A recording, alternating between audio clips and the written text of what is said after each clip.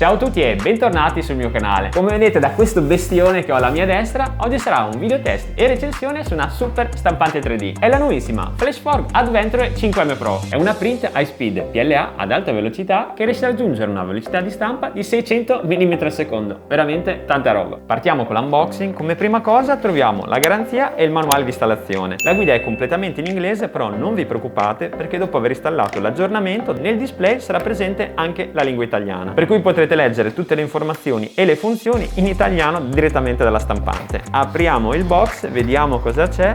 Allora, troviamo subito un tronchesino che serve ovviamente per tagliare il filamento, un cacciavite e delle chiavi a brugola di varie dimensioni che serviranno per il montaggio, un utende di ricambio che adesso andiamo ad estrarre dalla busta, qui c'è il connettore, qua davanti invece sono le dimensioni del diametro 0.6, quello che monta già la stampante è 0.4. Continuando l'unboxing troviamo anche una bustina di gel, una bustina di olio lubrificante, una piccola staffettina in metallo che servirà a leggere la nostra bobina e infine addirittura hanno inserito, guardate, una micro SD da 16 GB con all'interno due programmi professionali per la stampa 3D. Partiamo subito con il montaggio. Come prima cosa andiamo a montare la nostra staffettina dove ci viene indicato da queste due freccettine.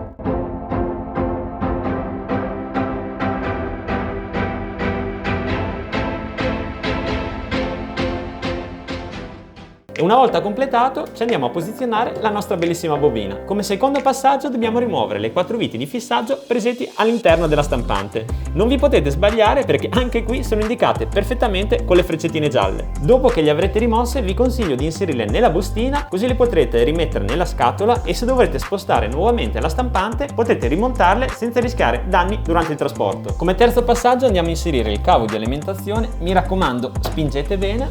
Spina inserita e ora come quarto e ultimo passaggio non vi rimane che inserire il cavo all'interno di questo tubicino bianco per poi inserirlo direttamente nella testa. E per finire la prima parte dell'installazione non vi rimane che accendere l'interruttore. Prima di partire con le stampe andiamo a analizzare un pochino il telaio. Come vedete principalmente formato di plastica all'esterno con all'interno i componenti in metallo, è dotata di wifi ma se volete anche cablarla è presente il cavo LAN nel lato posteriore. Nella parte frontale troviamo il comodissimo display touchscreen da 4,3 pollici, il tasto d'accensione e un'utilissima slot USB. È dotata di due sportelli, uno nella parte superiore, eccolo qua, così vi faccio vedere anche un po' l'interno, e l'altro nella parte frontale. Per quanto riguarda il piatto di stampa abbiamo un bellissimo piatto in pay, veramente di ottima fattura e tra l'altro anche la base magnetica, guardate! Perfetto per rimanere sempre stabile anche con le vibrazioni dovute alla stampa. Ma non è tutto perché questo piatto in pay è anche double fast. Se dovesse usurare vi basterà girarlo e il vostro piatto tornerà perfettamente nuovo. E ora andiamo a analizzare da vicino le caratteristiche di questa stampante. È un Core XY, ossia la base rimane ferma durante la stampa ma si muove solamente la testa. Questo come vedete è l'utend, con una mano spingete i due tastini e con l'altra estraete l'ugello. Rapido ed efficace. E ora siamo pronti ad accendere. Appare subito ovviamente il logo FlashForge e finita la procedura e l'aggiornamento, questo sarà l'aspetto finale della dashboard. Prima di andare a analizzare tutte le funzioni e di iniziare la stampa, vi voglio far vedere anche le dimensioni della ventola. Guardate che bestione, veramente molto grande. All'interno è presente anche una luce LED per illuminare la base di stampa, perché non so se lo sapete, è addirittura dotata di una telecamera interna. Andiamo a analizzare tutte le funzioni e le personalizzazioni tramite questo display che sono veramente molto interessanti. Possiamo addirittura attivare e disattivare il suono, possiamo anche attivare l'autospegnimento. La stampante si spegnerà non appena avrà finito la stampa. Potete anche personalizzare le temperature sia del piano che dell'ugello. Di base era impostata a 35 gradi il piano, io vi consiglio, e infatti l'ho modificato anch'io, di settarlo a 50 gradi. Per quanto riguarda le temperature dell'estrusore vi consiglio di tenerle tra i 200 e i 220 gradi. Potete controllare l'illuminazione accendendo oppure spegnendo la luce all'interno del box. Nell'icona a forma di bobina c'è tutta la procedura per fare il cambio del filamento. Per quanto riguarda le impostazioni ce ne sono tantissime, potete addirittura personalizzare il livello del piano sia in verticale che in orizzontale. È presente anche la possibilità per disattivare o attivare la webcam, ma non è tutto perché addirittura potete gestire manualmente anche l'attivazione delle due ventole. Concludo il tour dicendovi che all'interno di questa FlashForge sono già presenti 6 modelli pronti per la stampa. Un cilindro, una specie di cuscinetto a stellina che dopo vi farò vedere, un raschietto da ghiaccio, l'omino biscottino, la stella e la bellissima Benchy. E visto che voi siete un pubblico molto esigente, invece di stampare i classici 6 modelli delle basi, ho creato un modello personalizzato a tema nerd. Ed eccolo qui, guardate che spettacolo, un bellissimo Kakashi in versione Pikachu. Questo programma che state vedendo è FlashPrint, che è il programma contenuto nella chiavetta che è fornita in dotazione. Partiamo subito con la stampa e sono veramente, ma veramente curioso di vedere il risultato finale. E ovviamente prima di stampare vi consiglio sempre di applicare nel basamento un pochino di colla, che è quella che trovate nella dotazione base, così da rendere più efficace e stabile la base di stampa. Sta già iniziando a fare i piedini, mamma mia, sono veramente curiosi di vedere il risultato finale. Guardiamola anche da davanti, spero che si veda bene dalla telecamera.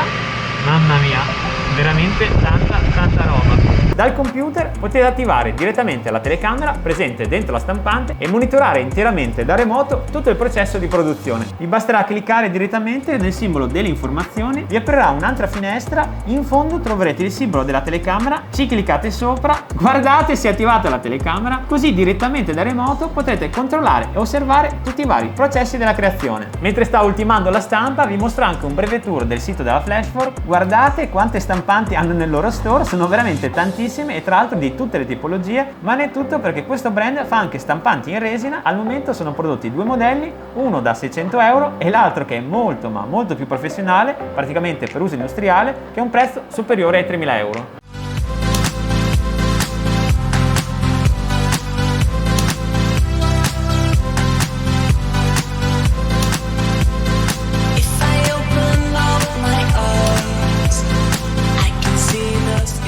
Kakashi versione Pikachu completato, e come potete vedere la stampante è finita la produzione, si è spenta in maniera automatica. Andiamo a estrarre il nostro fantastico Pikachu, guardate che figata, mamma mia, è veramente fatto bene, non ci sono neanche particolari imperfezioni, guardate anche i capelli, la coda è perfetta, anche le gambine sotto, guardate, e devo dire che questo colore blu metallizzato veramente mi fa impazzire. Come risultato ha superato veramente le mie aspettative, e visto che mi dispiace vederlo qui tutto solo, direi di andare a evocare anche Pakkun. Guardate che spettacolo, anche questa stampa è venuta veramente molto bene, si vede anche qui il coprifronte, guardate anche la perfezione dei piedini, che sono famosissimi, i piedini morbidi di Pakkun, e anche gli occhi, il nasino e la bocca sono venuti veramente ben definiti. E visto che ormai ci avevo preso gusto, sono andato anche a stampare i 4 modelli di prova.